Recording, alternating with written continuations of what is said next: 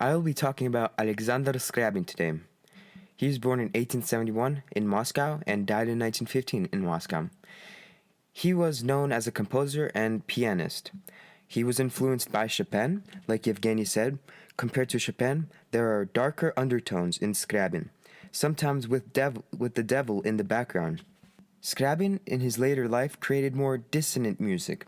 He developed a substantially atonal and much more dissonant music system, which accorded to his personal brand of mysticism. Scriabin associated colors with various harmonic tones. He was also considered the most controversial early modern composer.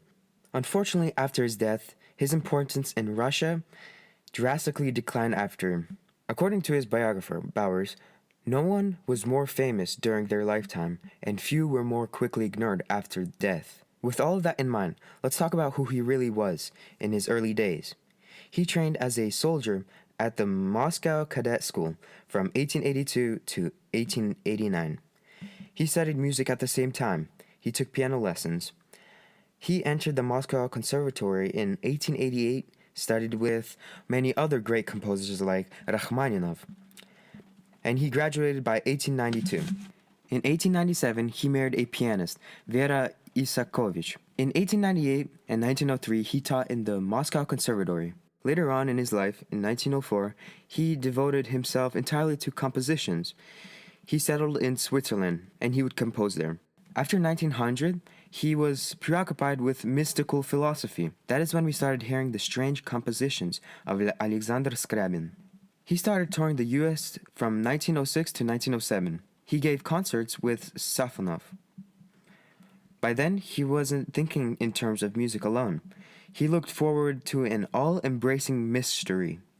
After all of that, his piano works included 10 sonatas, an early concerto, many preludes, and other short pieces. In his life, he was first an idolater of Chopin in his youth.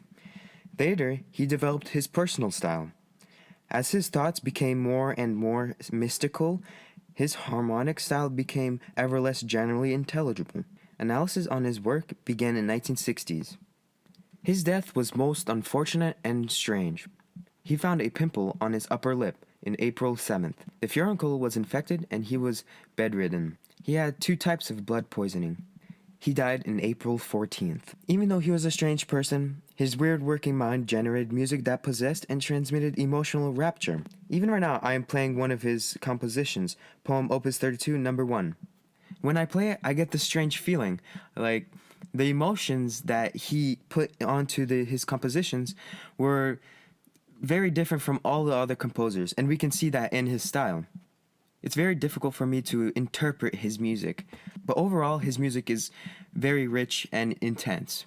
This piece also has a very strange beginning, and it sounds very dissonant, but then it goes on, and it gives you this feeling you never felt before, and it's really fun to play. Thank you for listening to this video.